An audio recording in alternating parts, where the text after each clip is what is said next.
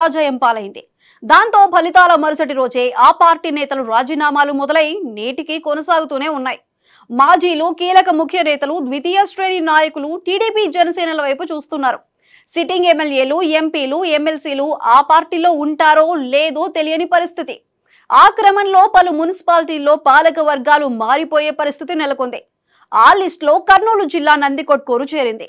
అక్కడ municipal chairman, కౌన్సిలర్లు వైసీపీకి షాక్ ఇచ్చి టీడీపీలో చేరిపోయారు.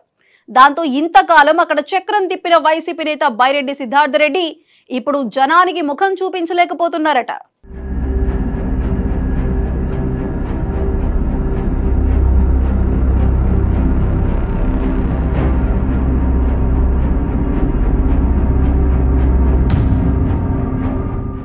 వైసీపీలో ఎవరుంటారో, ఎవరు జంప్ అవుతారో అన్నది అర్థం కాకుండా తయారైంది.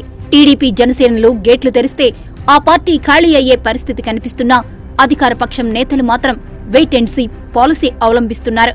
శాసన మండలి మెజార్టీ ఉన్న వైసీపీకి ఇప్పుడు ఆ ఆనందం కూడా మిగిలేలా కనిపించటం లేదు. పలువురు ఎమ్మెల్సీలు కూటమి నేతలతో టచ్ లో ఉన్నారన్న సమాచారంతో జంపింగ్ల విషయంలో మాజీ సీఎం జగన్ సైతం చేతులెత్తేసిన పరిస్థితి. ఉండేటోళ్ళుండొచ్చు, పోయేవాళ్లను మనం ఏం చేయగలం, ఎన్నాళ్ళని ఆపగలం అని ఇటీవల జరిగిన సమావేశంలో నేరుగా చెప్పేయడంతో ఇక తట్టాబుట్టా సర్దేయడానికి ఎమ్మెల్సీలు రంగం సిద్ధం చేసుకుంటున్నారట. అదలా ఉంటే వైసీపీ తమ కంచుకోటగా భావించిన కర్నూలు జిల్లాలో ఈసారి ఆ పార్టీకి ఒకే ఒక్క సీటు దక్కింది. వైసీపీ బలంగా ఉందని భావించిన నందికొట్కూరులోనూ చాలా ఏళ్ల తర్వాత టీడీపీ పాగా వేసింది.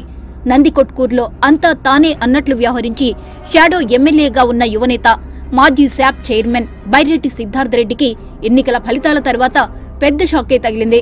నందికొట్కూరు మున్సిపల్ చైర్మన్, కౌన్సిలర్లు వైసీపీకి హ్యాండ్ ఇచ్చేశారు. మున్సిపల్ చైర్మన్ సుధాకర్ రెడ్డితో పాటు మరో 18 మంది కౌన్సిలర్లు, 2 కోఆప్షన్ మెంబర్లు వైసీపీకి గుడ్ బై చెప్పేసి బైరెడ్డి రాజశేఖర్ రెడ్డి సమక్షంలో టీడీపీలో చేరారు. మున్సిపాలిటీని అభివృద్ధి బాటలో నడిపించాలన్న ఉద్దేశంతోనే టీడీపీలో చేరినట్టు సుధాకర్ రెడ్డి మీడియాకు వెల్లడించారు. కాగా నంద్యాల ఎంపీగా బైరెడ్డి రాజశేఖర్ కుమార్తె బైరెడ్డి శబరి గెలిచిన సంగతి తెలిసిందే. సొంత నియోజకవర్గంలో లీడర్లను నిలబెట్టుకోలేకపోయిన బైరెడ్డి సిద్ధార్థ రెడ్డి గురించి వైసీపీ అధ్యక్షుడు జగన్ తో సహా పార్టీ లీడర్లు చాలా బిల్డప్ ఇచ్చేవారు. ఎంతలా అంటే యువనేత, రాష్ట్రమంతా తిరిగి ప్రచారం చేసిన ఉడుకు రక్తం బైరెడ్డి అంటే లెక్కే వెర్లే. ఇలా ఒకటా రెండా ఓ రేంజ్ లో వైసీపీ కార్యకర్తలు ఆయన్ను ఆకాశానికి ఎత్తేవారు. జగన్ అయితే నా తమ్ముడు, అసలు సిసరు యువ నాయకుడు సిద్ధార్థ అంటూ వాటేసుకుని మరీ చెప్పుకొచ్చారు. సీన్ కట్ చేస్తే రాష్ట్రం సంగతి దేవుడెరుగు. సొంత నియోజకవర్గంలో కౌన్సిలర్లను నిలబెట్టుకోలేని పరిస్థితి వచ్చిందని టీడీపీ నేతలు, కార్యకర్తలు బైరెడ్డి సిద్ధార్థను నెట్టింట్లో ఆడేసుకుంటున్నారు. ఈ చేరికల వ్యవహారంపై బైరెడ్డి నుంచి ఎలాంటి రియాక్షన్ ఉంటుందో కానీ అతని గురించి ఎంత బిల్డప్ ఇచ్చారా బాబు అని సోషల్ మీడియాలో పెద్ద ఎత్తున సెటైర్లు పేలుతున్నాయి.